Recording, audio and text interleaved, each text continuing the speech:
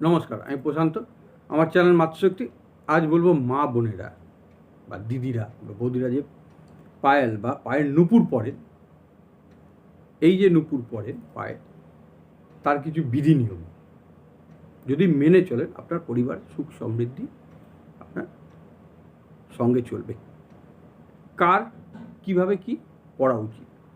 যারা বিবাহিত মহিলা, যারা যেসব বোনেদের মায়েদের বিয়ে হয়ে গেছে, তারা পড়বেন কি?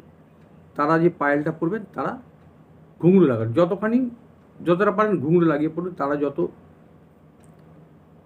নুপুর পরে ঘরের ভিতর হাঁটাচলা করবে বা বাড়িতে হাঁটাচলা করবে, তাদের ধন সম্পত্তি বৃদ্ধি পাবে, তাদের মান প্রতিষ্ঠা বাড়বে।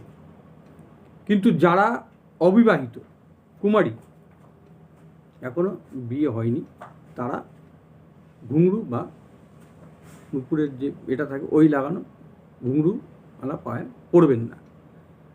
তারা প্লেন শুধু পায়েল যদি শখ হয় পড়ুন, কিন্তু রূপোর পায়েল বা নুপুর, রূপোর ছাড়া কোনো রকম আর অন্য কোনো ধাতুর পায়েল বা পরার নিয়ম নয়। সোনা বা অন্য রকম ধাতুর পায়েল পরবেন না, এতে ক্ষতি।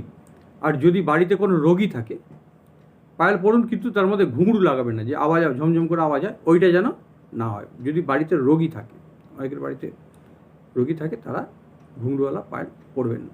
এটা করে দেখুন, এটা মেনে চলুন, আপনার পরিবার সুখ সমৃদ্ধি, আপনার মানি ফ্লো বাড়বে। খুব ভালো কাজ করে দেখুন। মেয়েরা, অনেক মেয়েরাই পায়েল বা নুপুর পরে।